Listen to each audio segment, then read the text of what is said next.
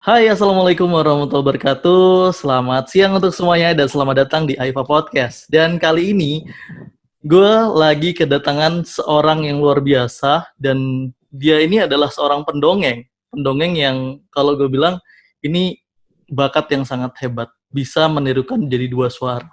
Nah, ini yang kita akan tanya-tanya, kita akan ulik lagi, namanya Kak Tony. Gimana cuplikan video-videonya pas lagi perform? Kita lihat yang satu ini.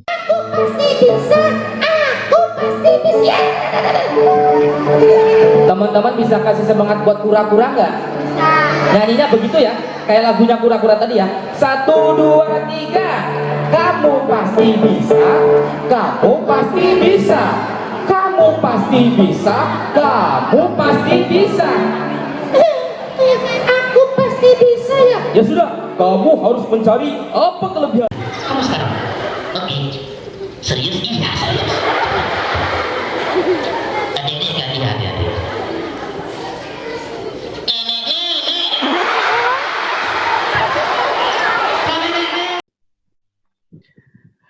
Oke, tadi kita udah ngeliat beberapa performs dari Kak Tony. Sekarang kita panggil orangnya aja. Kak Tony. Hai, Assalamualaikum Kak Tony. Waalaikumsalam, Bagaimana kabar Kak Tony? Mas Iqbal. Gimana kabar? Alhamdulillah Alhamdulillah. baik. Kita udah lama nggak ketemu ya Kak ya? Iya udah lama, tahun ya. Setahun lah kita nggak ketemu sejak kita berangkat ke Pangkal Pinang. Betul, apalagi ini PSBB nih, kampus PSBB. saya nggak disyukur jadi kayak gini. Benar. Tapi gimana di lokasinya Kak Tony di mana sih sekarang? Di sini masuk zona merah saya. Zona merah di Tangerang Selatan. Oh, saya juga di Tangerang Selatan berarti Kak Tony. Oh, berarti kita deketan sebenarnya ya. Saya di Ciledug. Loh, saya kira Ciledug lebih parah malah ya. Iya. Pondok Aren tuh yang lebih parah. Iya, Pondok Pondok Aren. kalau di Bener. paling banyak Pondok Aren. Bener, paling banyak Pondok Aren. Wah, berarti kita sebenarnya nggak jauh-jauhan juga ya. Cuma kita hanya Saya kira ini Mas Iqbal di Jakarta Utara. Oh enggak, saya sudah berpindah ke Kantornya sini. di sana. Di kantornya di Jakarta Pusat. Nah, cuma saya di sinilah. Ternyata di Tangerang Selatan lebih menikmati saya. Oh iya, Kak Tony, maaf saya mengganggu nih kalau kita harus podcast online karena mungkin kita juga keterbatasan jaringan dan lain sebagainya. Jadi mungkin kalau misalnya nanti ada teman-teman yang lihat agak delay sedikit, itulah namanya jaringan-jaringan yang ada di tempat kita ini. Oke, Kak Tony, mungkin kita ngobrol-ngobrol sedikit nantinya tentang gimana sih pendongeng itu, lalu seperti apa sih kultur dari pendongeng. Saya tuh orang yang belum tahu tentang pendongeng, tapi saya kayak ngelihatnya kalau video-video performance dari Kak Tony itu luar biasa dan kreativitasnya luar biasa. Tapi sebelum saya kenalin lebih dari siapa Kak Tony ini, mungkin Kak Tony bisa menjelaskan kepada teman-teman siapa Kak Tony ini. Saya copot dulu rambutnya ya, gerah ini. Oh siap, gerah ya Kak? Iya. Ya, perkenalkan nama saya, sebetulnya nama panjang saya Muhammad Sultoni Al-Kautsar. Tapi karena pendongeng, jadi lebih akrab dipanggil Kak Tony. Kak Itu Tony. antisipasi kalau udah tua nggak dipanggil kayak panggilnya tetap Kak. Kak ya. Oh iya bener ya. Ya, Kak Seto itu udah 68 kalau nggak salah. Benar. Ada yang panggil kakek, adanya bener, Kak. Oh iya bener. Ternyata bener. Oh iya. Ya. Menolak tua ya. Menolak tua. Jadi setiap hari sama anak-anak aja. Bener. Dunianya dunia anak aja. Asik soalnya dunia anak gitu. Tapi emang sebetulnya kalau saya mulai tapi emang sudah lama. Saya mulai dongeng itu iya. Tahun kali itu tahun 2006. Waktu itu ada gempa di Jogja. Saya masih kuliah di Jogja. Jadi waktu itu ada gempa di Jogja. Terus saya keliling dari pengungsian ke pengungsian untuk hibur anak-anak sama anak teman-teman seni rupa. Jadi teman-teman saya pakai boneka-boneka yang saya bikin ala kadarnya dari sampah kertas atau plastik botol dan lain sebagainya. Saya bikin jadi mainan, jadi wayang, jadi boneka. Setelah cerita selesai, anak-anak diajarin sama teman-teman seni rupa untuk bikin prakarya tadi. bikin boneka mereka main sendiri. Jadi betah deh mereka di pengungsian. Oh gitu. Itu sih awalnya. Awalnya dari pas waktu gempa Jogja berarti ya. Iya, betul. Kalau 2006. kalau kayak begitu, Awalnya sebenarnya nggak begitu gimana anak.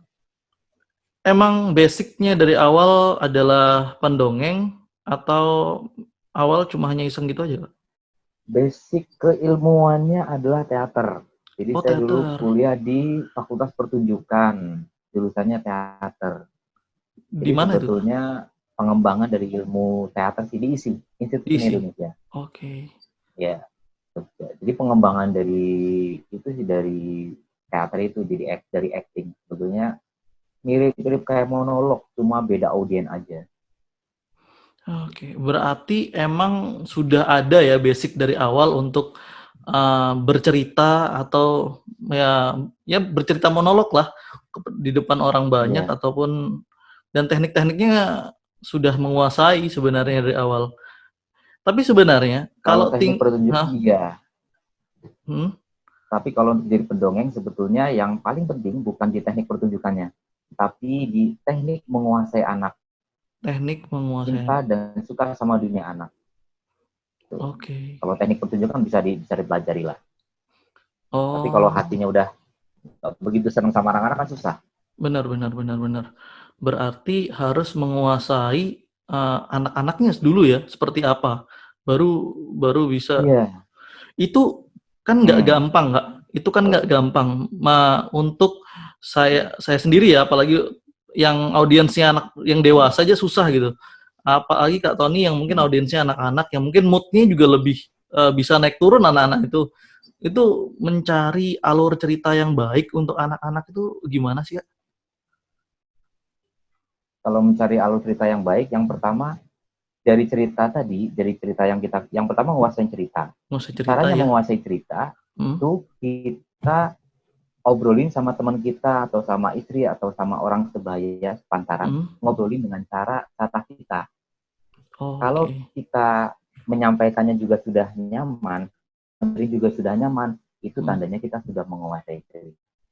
Oh Setelah gitu. menguasai cerita, barulah kita gunakan teknik menguasai audiens anak-anak terutama ya. Hmm, Anak-anak hmm. itu nggak bisa lama ininya, fokusnya itu nggak bisa lama. Ada usia-usia tertentu kayak anak preschool gitu, itu kan setengah jam itu aja udah bagus banget. 20 menit lah. Kalau anak-anak SD 1 jam masih bisa. Itu pun bukan hanya cerita, tapi ada games interaktif dan lain sebagainya.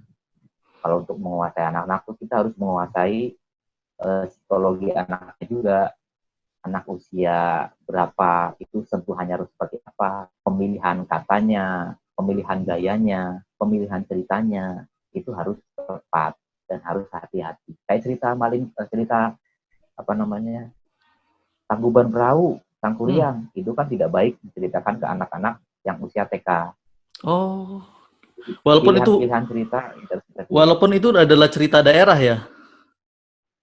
Iya, kalau untuk sebagai kearifan lokal, Hmm. sebagai karya budaya, itu kita hargai. Tapi kita menyampaikannya juga harus eh, pantas untuk disampaikan kepada anak usia berapa. Kalau usia SD sudah paham lah, SD, SMP ke atas itu kan sudah paham. Kalau anak TK kan sambil mereka lebih suka, lebih paham lah dengan dunia-dunia seperti itu. Oke, oke. Lalu Kak, ini kan biasanya kalau Kak Tony performs itu saya ngelihat ada boneka yang namanya ada yang Iya, bentuknya yang monyet, ada yang kakek-kakek gitu. monyet. Iya. Itu menemukan karakter dari seorang kakek-kakek ataupun yang jenis yang monyet itu apakah langsung natural aja sebagai pendongeng sudah menemukan gue mau pengen ngambil ini gitu daripada yang lain gitu atau emang harus ada apa ya ada ritualnya nih ritual untuk memilih yang mana yang harus digunakan. Sebetulnya kalau untuk memilih boneka, itu namanya boneka ventriloquist. Jadi ventriloquist itu adalah sulap suara, Sholat. teknik berbicara tanpa menggerakkan bibir. Oh. Pesulap-pesulap belajar ini. Sebetulnya ini Oh. bukan teknik mendongeng, tapi eh, sebagai selingan aja, pemanis ketika kita sedang bercerita. Nah, kalau misalkan untuk memilih boneka, kalau boneka ventriloquist yang saya sering bawa kayak monyet itu ketika saya sudah memilih monyet, berarti saya sudah harus menggambarkan, harus nulis karakternya. Monyet itu seperti apa? Yang saya imajinasikan monyet yang saya bawa itu yang namanya Cihuy itu adalah monyet Bali. Monyet itu karakternya seperti apa sih? Lincah dan lain sebagainya. Bicaranya seperti apa? Suka nyablak-nyablak, asal-asalan aja. Terus dia suka protes tentang apa? Suka protes tentang kelakuan-kelakuan manusia. Dia mewakili sebagai binatang nih. Aku kok sekarang di hutan rumahku, pokoknya dia mewakili sebagai juru bicara para hewan lah, kira-kira seperti itu. Jadi saya juga harus belajar dunia binatang. Kalau monyet itu seperti apa, karakter monyet ini seperti apa, ikan itu hidupnya seperti apa. Jadi bisa protes dengan cara yang asik. Oke. Berarti emang Iya. emang harus melihat lebih banyak lagi ya gitu untuk apa yang harus dibawakan.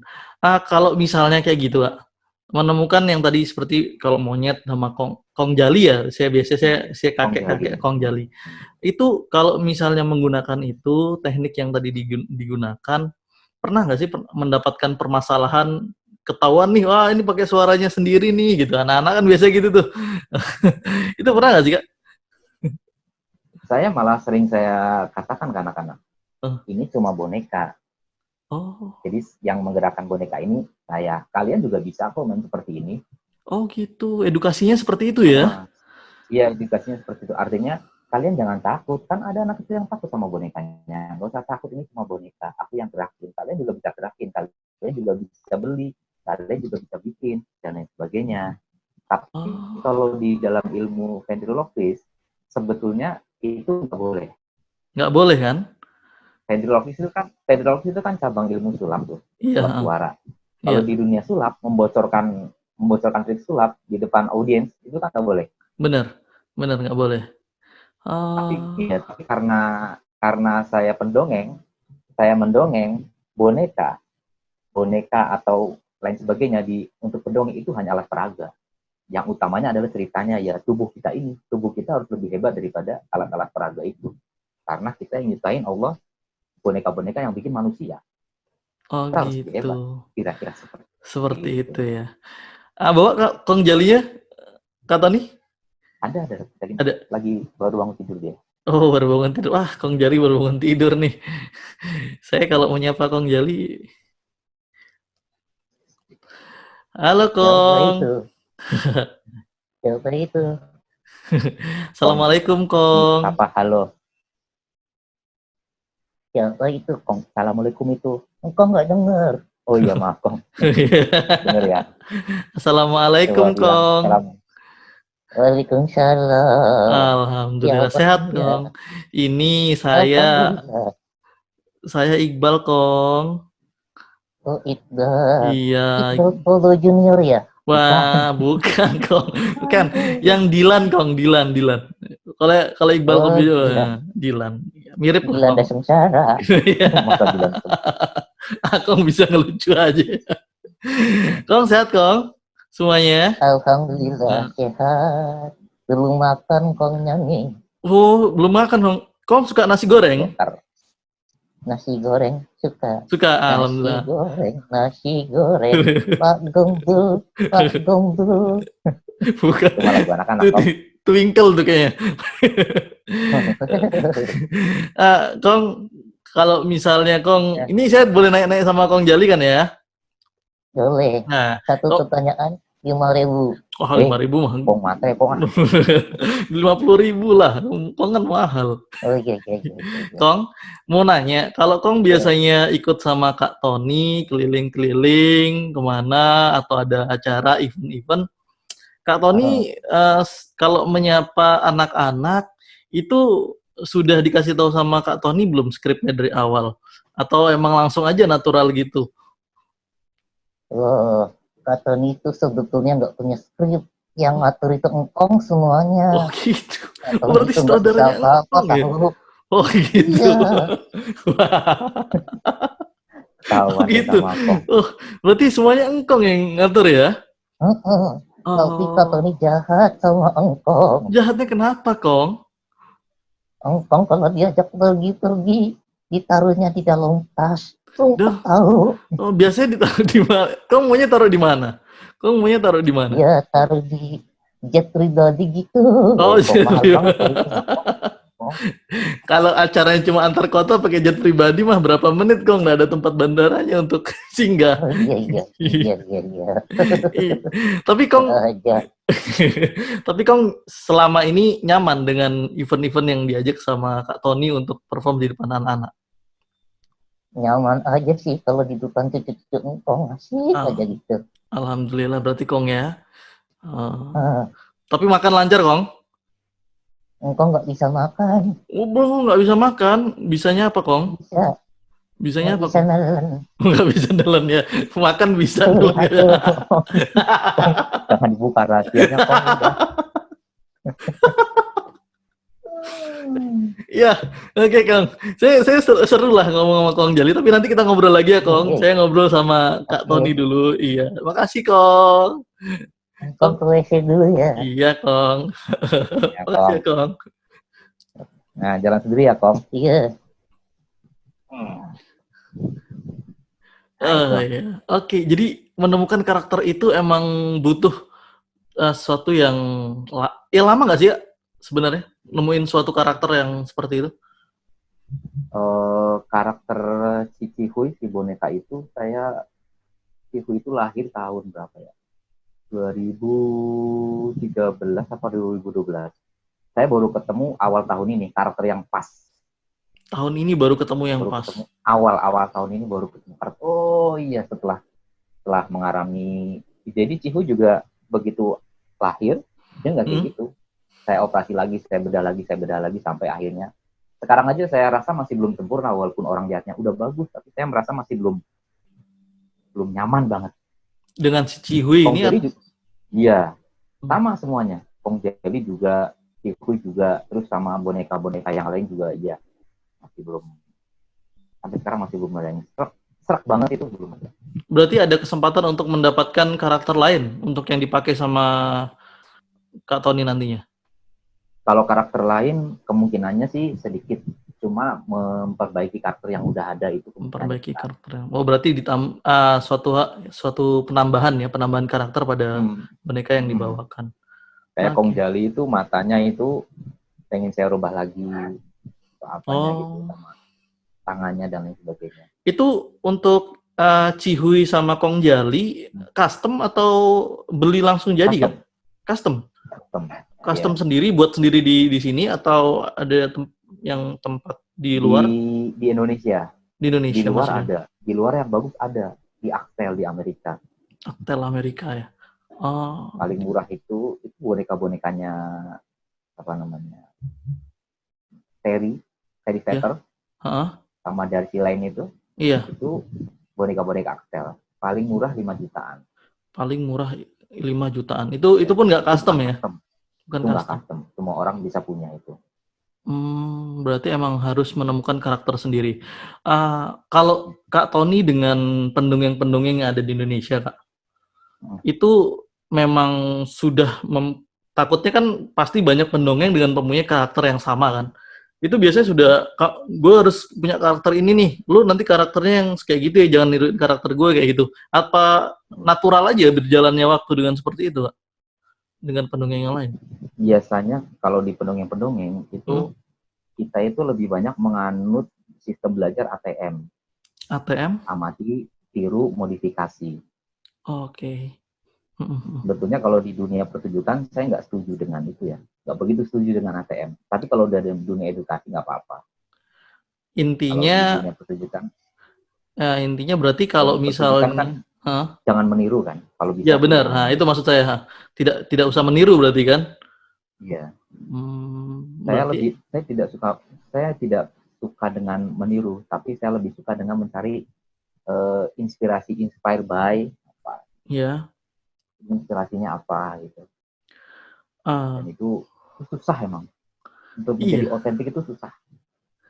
Tapi pasti bisa, kita pun menjadi otentik misalnya, kita pun menjadi diri sendiri, tapi pasti ada orang yang nanti meniru kita gitu.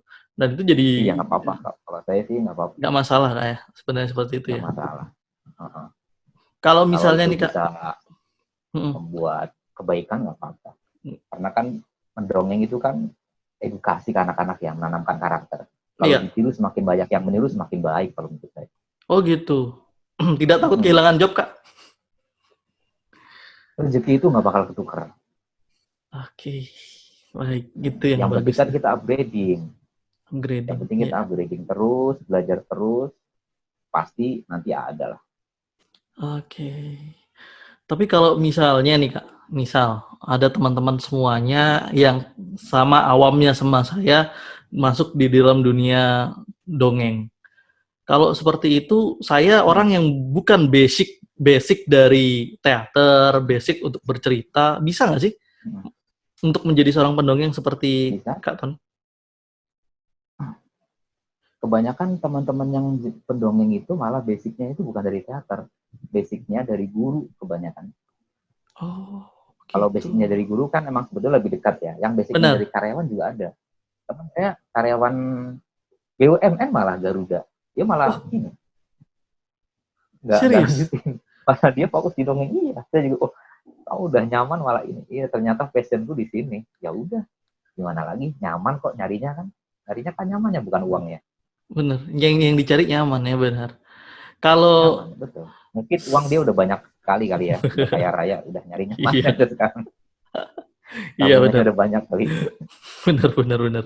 Tapi misal kayak gini nih Kak, ini di luar dari teknik dan belajar pendongeng. Kondisi kita seperti ini sekarang kan lagi banyak event-event yang tutup ya gitu. Banyak event-event yang tidak boleh dilanjutkan, tidak boleh jalan. Dan Kak Tony sendiri dengan sekarang ini untuk mengapresiasi atau apa ya, menjalankan pasti kan akan turun banget tuh pendapatan eventnya Kak Iya, Tony. Itu gimana Kak nyikapinnya? iya. Bukan cuma turun, malah nggak ada.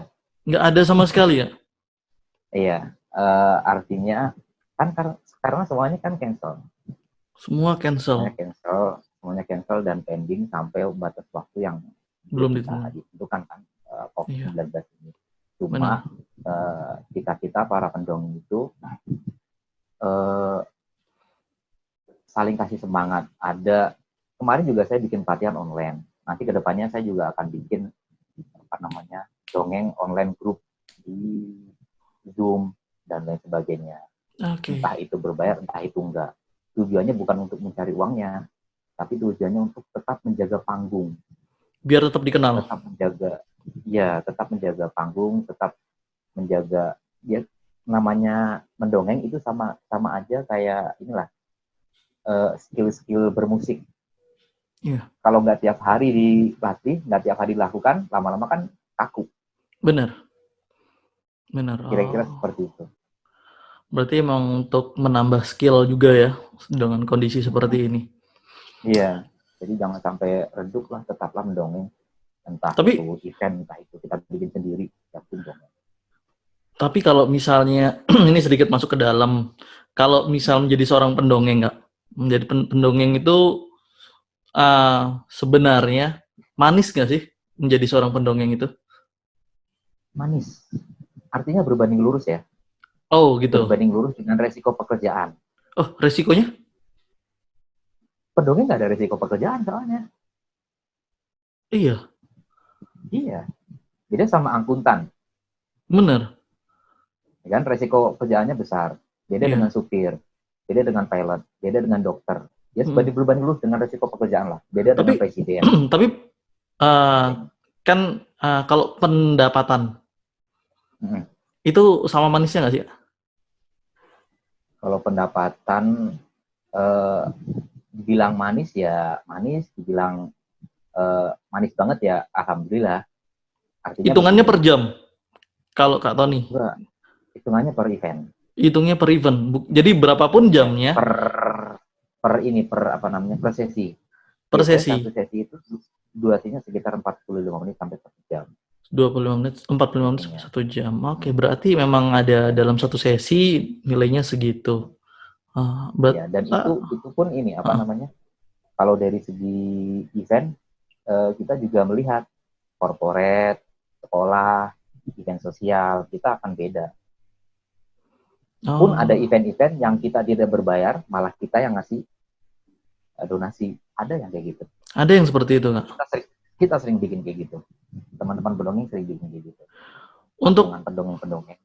untuk di Jakarta sendiri, Kak, itu memang banyak pendongeng yang ada di Jakarta atau di Tangerang Selatan? Banyak. Banyak ya? Pendongeng paling banyak itu Jabodetabek kan. Oke. Berarti emang Jadi sudah punya banyak juga komunitas yang pendongeng yang di dari Semarang, dari hmm, mana lagi? Dari luar Jakarta gitu, itu pada malah larinya ke Jakarta. oke. Kan Siap. pusat ya di sini ya. Iya, iya, iya. Tapi memang sekarang kondisinya memang lagi tidak memungkinkan ya. Cuma Kondisinya lagi teman-teman begini. teman-teman dari pendongeng semua sudah ada rencana kira-kira membuat pertunjukan secara online atau bagaimana, Kak? Atau masih belum ada seperti itu? Ada baik komunitas. Oh, baik komunitas saja ya. Jadi ya baik komunitas. Jadi pendongeng itu kan ada komunitas-komunitasnya. Jadi Hmm. komunitas itu biasanya bikin sendiri-sendiri. Saya juga bikin udah beberapa kali. Hmm. Kak, boleh tahu nggak sih kalau dalam satu pertunjukan atau menjadi seorang pendongeng aja deh, nggak usah satu pertunjukan. Kalau menjadi seorang pendongeng untuk biaya menjadi seorang pendongeng itu besar nggak sih? Atau hanya skill aja dibutuhkan? Eh, Sebetulnya kalau biaya enggak, tapi kalau waktu iya. Waktu dalam arti, Kak? Waktu kan harus banyak prakteknya, terjun ke anak-anak, Oke. meluangkan waktu gitu. Karena latihan aja nggak cukup. Kita bisa jadi latihan cerita, Hmm. menghafal cerita, menguasai cerita, bisa jadi hebat banget ketika kita di kamar atau di rumah. Hmm. Tapi ketika sudah terjun ke anak-anak, ini udah beda nih. Teori udah hilang semua nih. Oke. Yang ada feeling. Gitu. Oh, Akhirnya ketika menghadapi anak-anak, setiap pendongeng punya teori masing-masing pemecahannya. Setiap kondisi punya teori oh, masing-masing iya, pemecahannya. iya, iya. Walaupun ada teori bingkainya ya, tapi Hmm. tetap ketika sudah di lapangan, ya sudah, Thomas Bond. Sebenarnya lebih sulit mana sih, Kak? Performs di depan orang-orang dewasa atau anak-anak kecil? Kalau saya kan jadi kalau saya bagi saya susah anak-anak kecil daripada orang-orang dewasa karena orang-orang dewasa lebih menghargai apa yang ditampilin di depan gitu. Kalau anak-anak kan muter jalan sana sini. Sebetulnya kalau lebih susah itu kedua-duanya sama rumit ya, sama Uh, susahnya. uh, Ketika ketika pendongeng hmm. yang sudah terbiasa menghadapi anak-anak, ketika menghadapi orang-orang dewasa, kan nggak mungkin dengan ini Iya. apa sih ini? Iya. Kita harus Oke. cari gaya beda lagi. Jadi ada pendongeng-pendongeng juga yang mendongeng bukan hanya untuk anak-anak, termasuk saya. Kadang-kadang saya dongeng bercerita di anak-anak SMP, SMA, mahasiswa, bahkan orang tua. Panti jompo juga saya sering beberapa saya datangi, saya bercerita di sana. Oke, berarti nggak hanya cuma anak-anak ya, pangsa pasar dari Kak Tony. Yang susah itu anak-anak berkebutuhan khusus, anak-anak spesial, anak-anak istimewa. Itu gimana Kak Itu caranya butuh untuk effort, yang besar banget itu. Karena itu? kan ada anak-anak berkebutuhan khusus yang ketika dengar suara dia Iya, ada yang benar. narik-narik, ada yang apa, nah itu Benar. beda-beda tuh. Nah, saya pertama kali dongeng itu di Pontianak. Jadi saya kira kan waktu itu mau ada roadshow di Pontianak, di pedalaman, di perbatasan Indonesia sama tentara, sama TNI, tapi sebelum berangkat ke sana, saya bilang, apa nih, dongeng dulu di rumah sakit, buat anak-anak yang sakit. Saya pikir, anak-anak lagi sakit gitu kan. Kanker atau apa, jadi gitu. Jadi diambil di sana, ternyata di sebelah rumah sakit itu ada, apa namanya, semacam kayak ruangan, anak-anak berkebutuhan khusus ada di sana. Begitu masuk, jadi anak-anak kondisinya di sini seperti ini, bla bla bla. Aku nggak bilang-bilang dari sebelum berangkat. Ya udah, Iya. itu pertama kali saya itu belum punya pengalaman anak menghadapi anak-anak seperti itu ya. Kebetulan saya bawa boneka banyak sekali. Akhirnya saya masuk, saya cerita. Ceritanya nggak tuntas, malah ceritanya nggak jelas ceritanya apa. Tapi saya lebih banyak berinteraksinya, lebih Dengan banyak anak-anak. menyentuh anak-anaknya, Iya. lebih banyak bikin anak-anak ketawa, lebih banyak bikin anak-anak senang dengan boneka. Silahkan pegangin kayak gitu. Jadi kayak babysitter gitu akhirnya. dampingin mereka sambil mainin bonekanya, main pantomime dan sebagainya. Lebih seperti itu sih. Teknik berarti ya. Tapi itu cuma 20 menit. 20 menit, rasa capeknya kayak 2 jam. Karena beda, iya bener. Iya, beda. Untuk anak-anak seperti beda, iya. Saya sih salut banget, keren. Dari performance-nya Kak Tony yang saya lihat, dan kita dulu pernah lihat Kak Tony yang juara BNPB juga, itu saya lihat memang performance kayak gini nggak gampang. Menjadi seorang pendongeng itu nggak gampang. Makanya saya undang Kak Tony untuk kita video conference kayak gini, kita podcast online, kayak pingin mengenalkan ke banyak teman-teman saya yang di luaran sana, ada loh seorang pendongeng yang hebat, yang sebenarnya bisa menirukan sesuatu yang luar biasa. Makanya saya pengen wawancara langsung. Orang hebat Kak Tony ini. Sebenarnya kalau pendongeng hebat bukan saya, Mas. Banyak yang hebat-hebat. Tapi kan salah satu orang hebat. Ya, boleh lah. Kalau salah satu orang hebat. Iya. Kak, kasih tips dong Kak, kira-kira untuk kami ini ataupun yang nanti nonton podcast kita, kalau ingin belajar menjadi seorang pendongeng tuh gimana, dan satu quotes dong untuk teman-teman semua. Ya. Sebetulnya kalau untuk menjadi pendongeng, semua orang itu bisa. Saya itu bercita-cita satu rumah satu pendongeng. Bukan pendongeng yang datang ke rumah, tetapi setiap rumah punya pendongeng masing-masing. Orang tuanya, bisa kakaknya, yang selalu mendongeng menceritakan ke anak-anak. Kenapa itu penting? Karena di dalam dongeng, di dalam cerita, itu banyak sekali manfaatnya. Jadi ketika mendongeng itu nggak usah berpikir harus cari cerita yang punya banyak makna nih. Nggak usah itu dulu. Kita, dongeng anak kita, itu manfaatnya itu udah bagus banget. Interaksinya udah bagus banget. Apalagi kalau ceritanya ada muatan-muatan pesan moral yang baik. Nah, jadi mendongenglah kepada anak-anaknya, kepada anak-anak kita, kepada anak-anak di sekitar kita, karena dengan mendongeng kita sedang menanamkan benih-benih kebaikan kepada anak-anak di masa depan Indonesia. Karena panennya tuh nggak sekarang. Dongeng itu bisa dipanennya nggak sekarang, karena budi pekerti kan nggak bisa dipanen langsung. Benar. Kita nanam sekarang, mungkin 10 tahun lagi mereka akan panen, 20 tahun lagi. Bisa jadi juga gagal. Yang penting nggak usah berpikir nanti biar anak-anak bisa jadi hebat, biar bisa jadi apa. Yang penting kita nebar kebaikan aja udah. Insya Allah ada manfaatnya.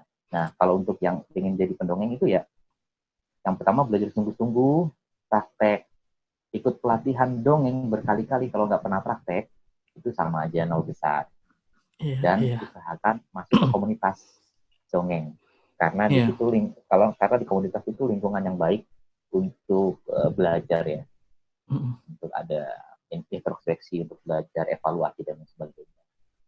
Kalau saya sih punya quote untuk diri saya sendiri itu, sebenarnya bukan punya saya, tapi punya salah satu penyair Indonesia dan ini sering saya tanam di dalam benak saya. Terus berkarya atau mati dalam gelisah. Terus berkarya atau mati dalam gelisah. Atau mati dalam gelisah. Luar biasa. Karena seniman itu kan harus gelisah. Benar. Karya-karya itu kan muncul dari kegelisahan. Gelisah tapi nggak pernah berkarya, mati. Sebelum berkarya. Kita nggak punya nama apa-apa. Siap, ini luar biasa. Terima kasih banyak Kak Tony udah kita undang di podcast online. Terima kasih banyak waktunya. Sama-sama. Kalau misalnya nanti pandemi ini sudah berakhir, saya pingin malah langsung kita podcast, kita langsung bertemu, dan biar lebih lagi kita menggali gimana potensi dan seorang pendongeng itu. Terima kasih banyak Kak Tony. Terima kasih. Assalamualaikum warahmatullahi wabarakatuh. Selamat siang, Kak. Waalaikumsalam warahmatullahi wabarakatuh.